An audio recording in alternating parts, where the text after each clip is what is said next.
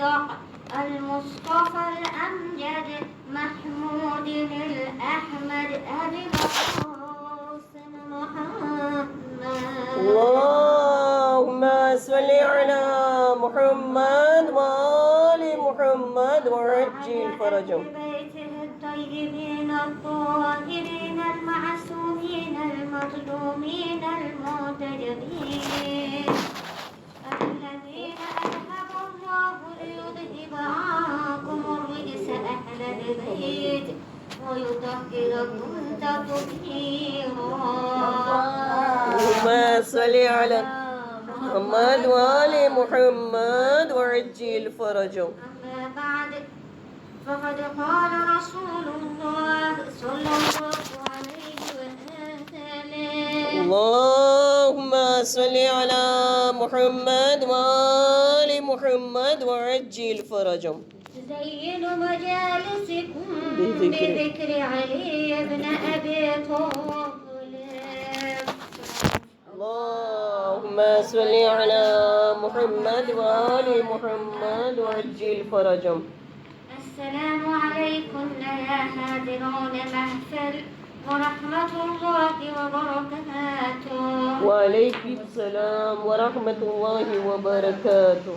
تمام تعریف اس پاک ذات کے، اس رب العالمین کے کہ جس کو علی جیسا امام سجدہ کرے. تمام تعریف اس پاک رب العزت کی جنہوں نے ہمیں وہ عزت عطا فرمائے کہ ہم اور آپ علی والے ہیں. سبحان اللہ. عزیزان محترم، بولے گا صرف وہ جس کو وراثت میں بولنے کا ملتا ہے. چونکہ اسلام کے آغاز میں رسول اللہ کا پہلا دعویٰ جو تھا دعوت ذو العشیرہ. دعوت ذو العشیرہ میں حضرت ابو طالب علیہ السلام کے گھر پہ 3 دن تک دعوت ہوئی. پہلا دن سب آئے، 40 لوگ، 40 کفار بلکہ کو بلایا گیا.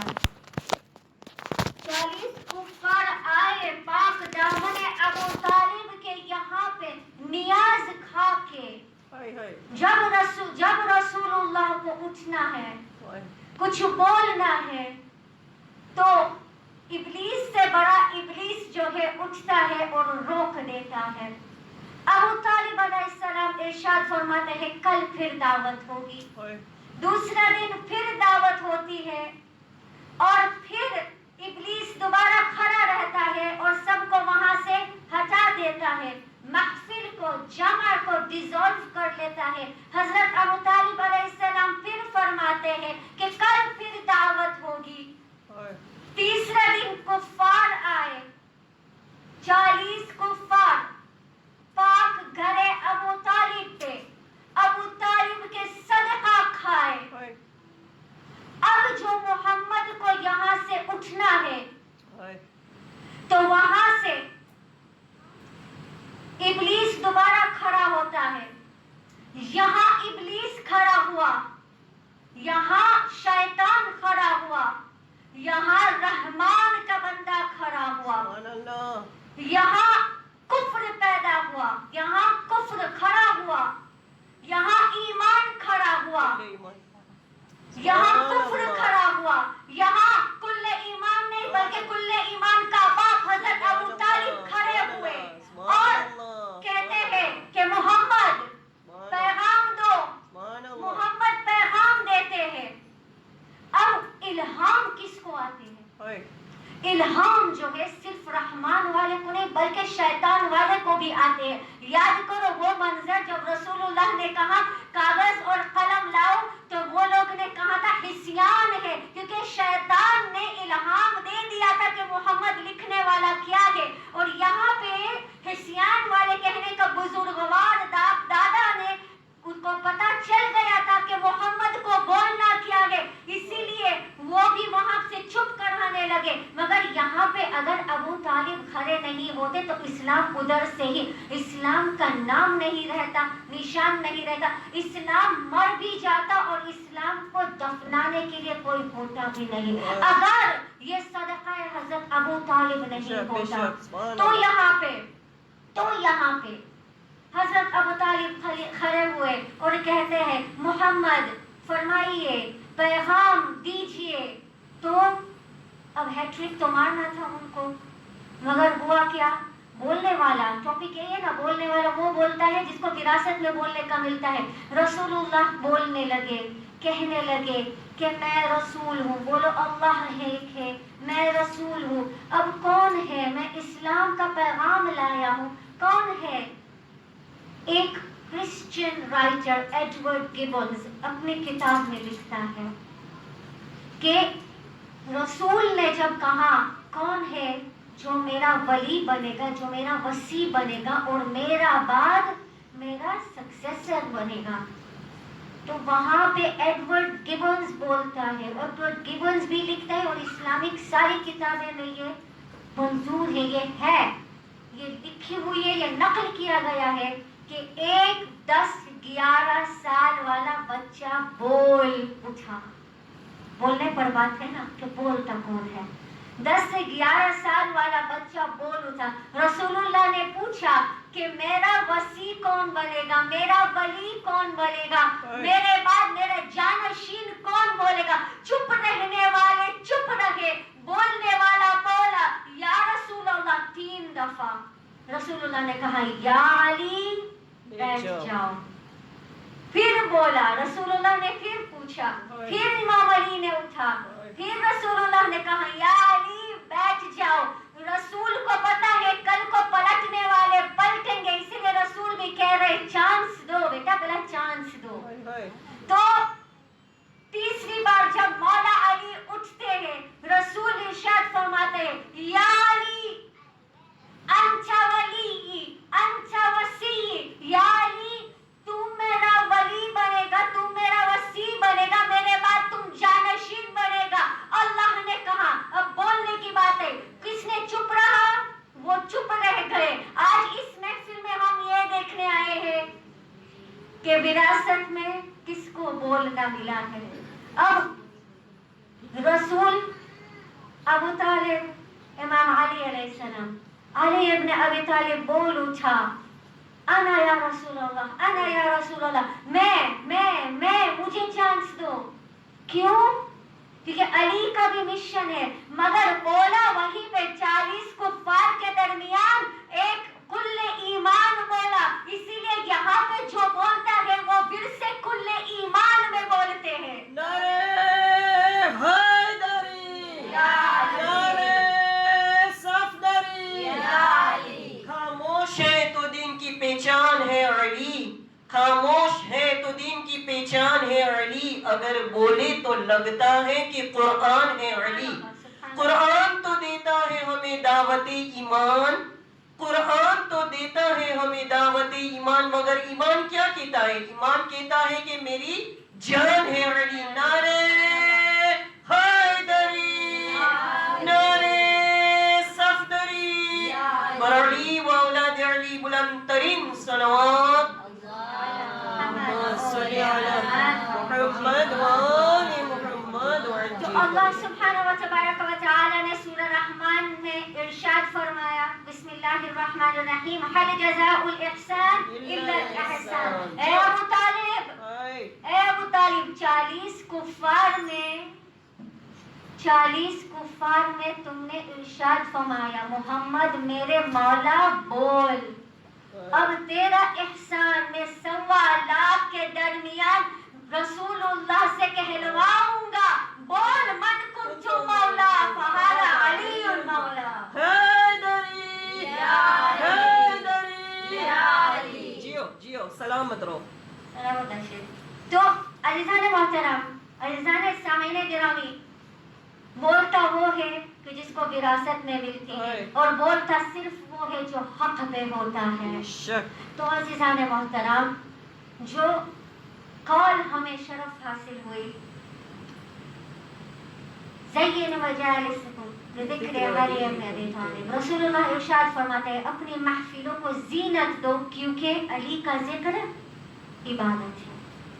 ذکر مولا علی جس میں شامل نہ ہو, ذکر مولا علی جس میں شامل نہ ہو, وہ عبادت خدا کو گوارا نہیں. جس نے مولا علی کو پکارا نہیں, جس نے مولا علی کو پکارا نہیں, اس کا دنیا میں کوئی سہارا نہیں. جس نے مولا علی کو پکارا نہیں. لمتم علی علی فاتم علی علی زور سے بولو, علی علی پیار سے بولو, علی علی امام کا ذکر ہے, ذرا ہنس کے بولو, علی علی ذرا پیار سے بولو. علی علی نعرہ حیدری, حیدری, حیدری, نعرہ بابا سے بلند صلوات. اللهم صل على محمد وآل محمد. بلند صرف وہ ہاتھ ہوتے ہیں جس کو علی سے خیریات ملتی ہے. علی کے نعرے میں اگر سیدہ جس کو عطا کرتے ہیں انہی کے ہاتھ صرف بلند ہوتے ہیں. سبحان اللہ. تو جب ابھی علی کا نعرہ ہوتا ہے تو بلند کر کے ہاتھ علی سے خیریات لیا کرو, کیونکہ یہ شہادت کے علاوہ صداقت بھی ہے. سبحان تو اللہ. عزیزان محترم, اللہ کے جو عبادت کرنا ہے, یہاں پہ کافی روایات ہے جس میں سے ایک یہ ہے کہ اپنے محفلوں کو زینت دو ذکر علی کے ساتھ. دوسرا قول یہ ہے کہ علی کا چہرہ کو دیکھنا ہی سبحان عبادت, اللہ. سبحان اللہ. علی کا نام لینا ہی عبادت. الشک. پھر یہ ہے کہ جو بھی علی کا ذکر کرے گا وہ عبادت. اب اللہ ارشاد فرما رہے ہیں قرآن میں وما خلق الجن والانس الا لیعبدون. ہم نے خلق کیا ہے جنات کو انسان کو کوئی وجہ نہیں, صرف میری عبادت کرو. الشک.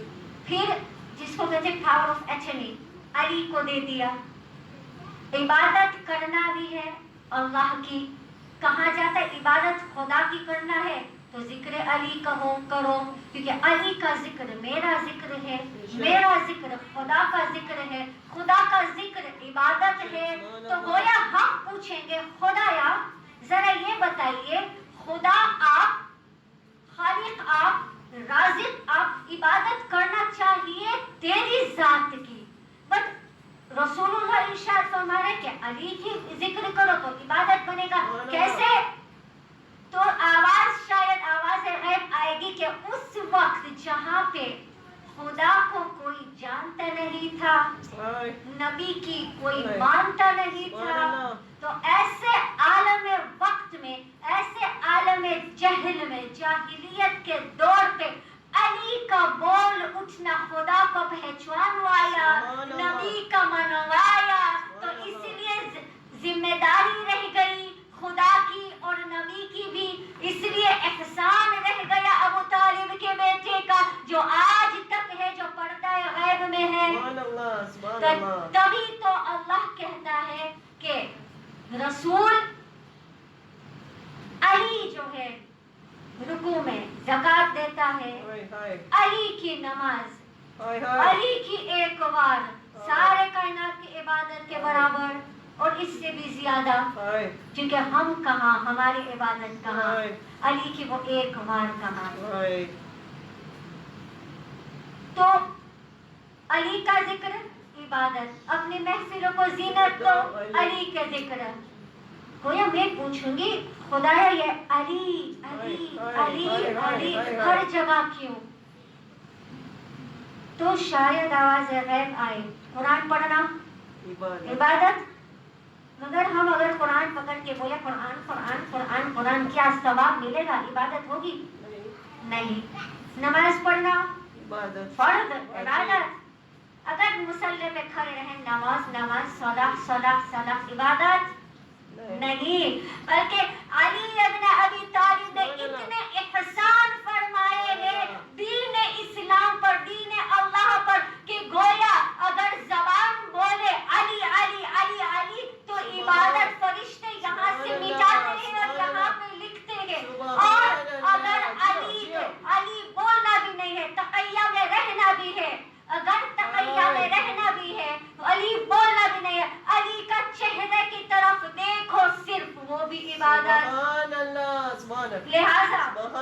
جب خدا کو پکارا علی آ گئے، جب علی آ گئے زندگی آ گئی، زندگی بندگی روشنی آ گئی، روشنی آ گئی، آ گئی آ گئی، جب خدا کو پکارا علی آ گئی، جب علی آ گئی زندگی آ گئی، غسل میت کو کہنا میرے غسل کو، الجھے اجلے ملبوس کو مت کفن نام دو، میں چلی ہوں علی سے ملاقات کو، جس کی تھی آرزو وہ گھڑی آ گئی، نعرے حیدری، نعرے صفدری، خیریت لیجیے، خیریت لیجیے، دونوں ہاتھ بلند کر کے نعرے حیدری، علی۔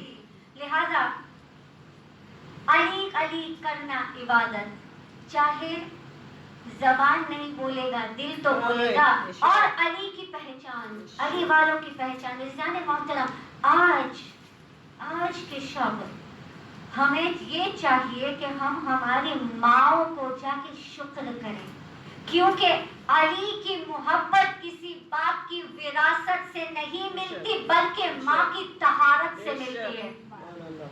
ایک شخص تھا، نام عمرو بن عاص، کہا جاتا ہے کہ ابن عاص ہے، باقی نام کنفرم ہے، ولدیت مشکوک ہے۔ لہذا رسول اللہ کو اس نے گینڈا اٹھا کے رسول اللہ کے چہرے پہ گینڈا پھینکا، اور جو صحابی تھے رسول کے وہ سوچ رہے تھے اور وہ جا رہے تھے بلکہ بدلہ لینے، اور رسول اللہ نے روکا اور کہا اس کا کیا بدلہ لوگے جس کی ولدیت ہی مشکوک ہے۔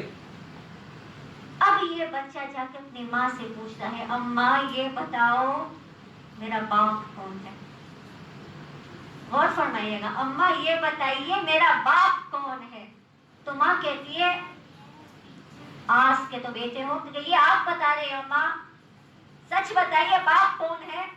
کیونکہ دل میں تو محبت علی ہے ہی نہیں، منافق پہ ہے اور اول نمبر پہ ہے۔ تو ماں کہتی ہے بیٹا کیا میں جھوٹ بولوں گی؟ بچہ اٹھ کے کہہ رہا ہے، عمرو ابن عاص اٹھ کے کہہ رہا ہے ہاں ماں آپ جھوٹ بول سکتے ہو، کیونکہ جس نے میرے ولدیت کو مشکوک کہا ہے اس نے زندگی میں کبھی جھوٹ نہیں بولا، وہ صادق ہے۔ لہذا عزیزان محترم، آج جو ہم علی والے ہیں یہ ماں کی طہارت کا صدقہ ہے کہ ہم علی والے ہیں، اور ماں کو جا کے قدموں پہ گر کے ایک بڑا تھینک یو کہنا، اور اگر ماں زندہ نہیں ہے تو قبرستان میں جانا اور تھینک یو کہنا، اور اگر قبرستان دور ہے تو اپنے مصلے پہ ہاتھ رکھ کے ماں کے لیے کچھ دعا کرنا، چاہے وہ سورۃ الفاتحہ ہو، چاہے وہ کوئی دعا ہو، یا پھر 2 دفعہ اپنے سینے پہ ہاتھ رکھ کے یا حسین کہہ دو، وہ ایک آنکھ سے اشک آئے گا، وہ ہر مرحوم کی آخرت سنوار دے گا۔ تو عزیزان محترم، علی ابن ابی طالب سے محبت کرنے والے، علی علی کہنے والے، ذرا علی کی تنہائیاں پہ نظر ڈالیں۔ علی میرا اتنا مظلوم امام، ہاں فاتح خیبر، فاتح بدر و احد و خندق، اور جہاں جہاں پہ بھی جنگ ہوا ہے عزیزان محترم، سارے کفر کہ یہی ایک پرابلم ہے علی، اتنے شجاع میرے امام، مگر یہ میرے امام مصلی پہ روتے ہیں، یہ میرے امام اتنے تنہا ہے کہ زہرا پوچھتی ہے یا ابوالحسن کیا ماجرا ہے؟ تو علی فرماتے ہیں زہرا ہے بطول سلام چھوڑو، کوئی سلام کا جواب نہیں دیتا۔ اسلام جو اگر ہمارے ہاتھ آئے ہیں، دل کھول کے ہم اگر علی علی کہتے ہیں، آج ایسے عالم ہے کہ ہم کھول کے کہہ سکتے ہیں، ہم اپنے محبت اہل بیت کے لیے اظہار کر سکتے ہیں، یہ سب صدقہ ابو طالب و اولاد ابو طالب ہے۔ عزیزان محترم، علی فرماتے ہیں زہرا سلام تو بہت دور کی بات ہے، کوئی سلام کا جواب بھی نہیں دیتا۔ اور آپ کو پتہ ہے عزیزان محترم، دو روایتیں ہیں سلام کو لے کے کہ جو انسان پہل کرتا ہے سلام کا، السلام علیکم کہتا ہے، تو وہ انسان کو کچھ روایت کہتے ہیں 70% ثواب یا 70 مرتبہ ثواب، اور کچھ کہتے ہیں 90 یا 99% ثواب ملتا ہے جس نے سلام کا پہل کیا۔ علیکم سلام کہنے والے کو اتنا کیوں نہیں ملتا؟ کیونکہ اس کے اوپر اب واجب ہو گئے، وہ واجبات ارشاد فرما رہا ہے جواب سلام دے کے۔ تو علی کہتا ہے جو جواب سلام فرض ہے وہ بھی کوئی نہیں دیتا۔ اور پھر یہی علی کو زہرا کہتے ہیں ابوالحسن دعا مانگو۔ منبر رسول کے حوالے سے قسم خدا کے جس ذکر کرنا ہے ابوالفضل کی کرنا ہے۔ علی مانگتا رہا، دو بچے ایسے پیدا ہوئے ہیں جو اثر تہجد ہے، جس کو صلاۃ اللیل کہتے ہیں، نماز شب کہتے ہیں۔ نماز شب کے اثر میں دو بچے ہیں بنی ہاشم کے، اور ایک ہے ابوالفضل عباس، جس کے محفل میں ہم اور آپ کو آج شرف ہوئی ہے کہ کچھ عزاداری، کچھ چند قطرے رو کے زہرا کے رومال میں پناہ کے طرح دی، اور ایک شہزادی سکینہ، اور دونوں اثر تہجد کے آپس میں اتنی محبت، اب اوریجن ہی وہیں پہ ہے تہجد کا اثر۔ عزیزان محترم، زہرا نے وصیت میں فرمایا کہ یا ابوالحسن میرے بعد ایک ایسی خاتون سے نکاح کرنا جس کے کوکھ سے میرا بیٹا عباس پیدا ہو۔ اور یہ منبر رسول کے حوالے سے ہم یہ فرقہ پیش کر رہے ہیں کہ اگر ابوالفضل عباس زہرا کے کوکھ سے ہوتا تو اس کو امام بنانا پڑتا۔ اور یہ آپ جتنا بھی چیلنج کرنا چاہو چیلنج کرو، جہاں سے بھی روایت پڑھنا ہو تو پڑھو، یہاں پہ امام نے، اہل بیت نے، علی نے جس کو زہرا اپنا بیٹا کہے، جس کو زہرا اپنا بیٹا کہے، مانا کہ معصومین کے فہرست میں صرف شہادات تھے، مگر اگر 16 ہوتے تو باقی کے 2 شہزادی زینب اور حضرت عباس ہوتے۔ تو عزیزان محترم، علی مانگ رہا ہے یا الہی مجھے عباس سا بیٹا دے دے جو میرے بعد کربلا میں، جب میرے گھر میں علم ہے تو علمدار بھی ہے، جو میرے بعد کربلا میں میرے جگہ حسین کے لیے، حسین کی پروٹیکشن کے لیے عباس کو۔ مگر عزیزان محترم، ایک بیوی کو یہاں پہ یہ لازم ہے، یہ حق ادا نہیں ہوگی اگر یہ بیوی کو ہم نے مینشن نہیں کیا۔ شہزادی زینب نے کربلا کو جوان کیا، کربلا کو پروان چڑھایا، کربلا کو تربیت دی، کیونکہ اگر آپ دیکھنے جائے تو ابوالفضل عباس پلے تھے شہزادی زینب کے باہوں میں۔ شہزادی زینب نے پالا ہے، صرف حضرت علی اکبر کو نہیں بلکہ عباس کو بھی زینب نے پالا ہے، بلکہ علی اکبر کو بھی زینب نے پالا ہے، قاسم آن محمد کو بھی زینب نے پالا ہے، اور یہ ہر تاریخ میں موجود ہے۔ مگر رونے کی بات یہ ہے کہ جب ابوالفضل عباس 2 سال کے تھے تو شہزادی زینب انگلی پکڑ کے چلتی تھی، اور مولا علی ارشاد فرما رہے ہیں بیٹا زینب کیا غازی کو چلنا سکھاتے ہو؟ تو زینب کہتی ہے بابا غازی کے سہارے چلنا سیکھ رہی ہوں، عالمہ غیر معلمہ۔ 2 سال کے غازی ہے اور زینب ارشاد فرما رہی ہے بابا غازی کی انگلی پکڑ کے میں چلنے سیکھ رہی ہوں، کیونکہ زینب کو پتا ہے کہ کربلا کے بعد کربلا سے کوفہ سے شام جانا ہے، بازاروں میں اور درباروں میں جانا ہے۔ تو عزیزان محترم، ایک عالم دین تھا جس نے منبر رسول پہ ابو الفضل عباس کے اوپر بیان فرمایا، اور بیان فرمانے کے بعد رات کو جب سوتا ہے تو خواب میں شہزادی زہرا آتی ہے اور کہتی ہے کہ اے شیخ، اے عالم، تم نے میرے عباس کے ذکر کو حق نہیں ادا کیا۔ کہا شہزادی ہاتھ جوڑ کے، ہم نے تو ہر وہ مصائب پڑھا، کہا اے عالم میرے عباس کا وہ منظر، وہ مصائب نہیں پڑھا جہاں پہ میرے عباس کے دونوں بازو کٹنے کے بعد، گرنے کے بعد، مشق چیدنے کے بعد عباس کے آنکھ میں نیزہ لگا۔ پتہ ہے عباس نے نیزہ کیسے نکالا؟ عباس نے گھوڑے کے زین پر دونوں ٹانگیں اٹھا کے اپنے گھٹنیوں کے بل نیزہ نکالنے لگا، اور پیچھے سے کسی نے سر پہ گرز مارا اور نیزہ اور اندر پیوست ہو گیا۔ اب عباس جو گرے تو بازو کے بغیر گرے، اب عباس جو گرے تو منہ کے بل گرے، اب عباس جو گرے تو السلام علیکہ یا ابا عبداللہ کہہ کے گرے۔ اب الفضل عباس زمین پہ کیسے آئے کسی کو نہیں پتا۔